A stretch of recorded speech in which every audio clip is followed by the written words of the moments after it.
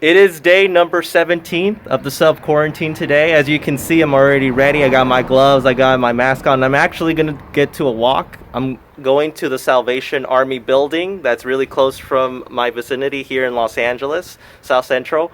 And I heard over the internet and also through news conferences that all they need from you is an ID and show that proof that you live around this area. So by doing that, I'm going to head there and see what they have to offer, what is available, and how much are they going to give you depending on the number of people living in your household. So we're going to start heading there. I got my backpack, I got my bag ready, so let's head on out. So I'm just walking home. I just got done getting the food from the Salvation Army. I actually got a pretty good, bag full. There was actually so much I was given that I wasn't able to carry everything. The cool thing is that I actually told my parents where I was going, and immediately when they did a little research, they said, "Hey, can I join in too?" And I said, "Yeah, that's fine." And since I live in a different household than my family, my dad and my mom, they basically stepped in line. They were in front of me, and then I was next. So when I just got inside the building, already there was a line, and it was not a long line. It was actually pretty good. It was pretty organized. They were actually letting people go in, one family at a time, because they didn't want too much people to go in because it was a hazard. And when it was my turn, all they were asking me was my ID, how many people are living in the household, and depending on the number that live in the household, you get a certain amount of food given to you. And not only that, they actually give you this piece of paper, basically telling you, all right, you registered. The only catch is if you want more food, you have to come once a week. All right, once a week. That's all you're able to do. So if I wanted to go back again, I would have to do it until next week. Able to do so. Right now, I just got my stuff here. I'm gonna head home and check out what I have in the bag and what were the essential foods that were given to us. Can't wait. So I just arrived here, and you can see from my bag, what I have so far. I have some orange juice. I have jambalaya. Not too bad. I have a couple of canned foods. I have jam right here. Not too bad. I have a bunch of macaroni and cheese. Wow. It's not too bad. I have quick oats, so like oatmeal. What is this? It's a medium shells macaron product. Not too bad. Okay. I have, what is this? Integral butter margarine. Oh, so this is like to butter up your chicken or your turkey. It's not too bad. Yeah, overall it's not too bad. It's not too bad. All right, so I did have another bag, and I'm actually going to show what's on the other bag as well. My parents got it for me so I wouldn't have to carry everything.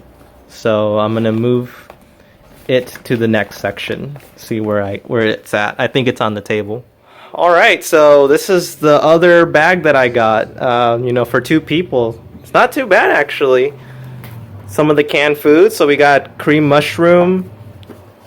We got more of this, butter. We have a big pound of pork. I don't eat pork, unfortunately, so I might, give it to a neighbor that, really wants it. I got this Jack and the bean stocked potato flakes. And what is this? I actually got these two plates here. What is this? Oh, it's mac and cheese. Oh, so it's like you can just put it in the oven and it's ready. So it's like instant. And then what else do I have? I have black beans. I have, what is this? Peaches? Spaghetti sauce. Anything else? No, it's kind of the same thing. Oh, tomatoes. And then pears. And kind of the same thing with like the cornflakes and, the shells as well. Oh, the whole eggs acid, so frozen. So for those of you that, like to do pancakes and stuff, not too bad. And I think I got a couple of fruits as well. But I think I gave that to my parents, because I know they need some vitamin C with oranges and apples. So other than that, it's not too bad. Not too bad. So overall, the experience going to the Salvation Army building, it's a positive one. Everybody was very respectful. Everybody was making sure they were practicing social distancing. They had these cool little cones right in the front telling you when was the next person to go and when was the other person's turn next. And once you go inside, like I said before, they're all asking you is your ID, how many people are living in your household, and if you can name those people and their date of birth as well. Because by determining how many people are living in your household, that's how much food they can give you. So sometimes it's not a one-man job, but a two-man job, depending on how many people are living in your household. For me, since I had 2 people, it was too many bags. Luckily, my parents, had my back, and I shared that information with them. Now they have extra food in the house, and I gave them a little bit of extra food that we had as well. So overall, all I have to say is, God bless all those food banks that are all over America, helping us in these tough situations, and also taking all the necessary precautions to protect yourselves, from the COVID-19 as well. So all I can say is all the best. This is a public service announcement for anyone who's looking for a food bank.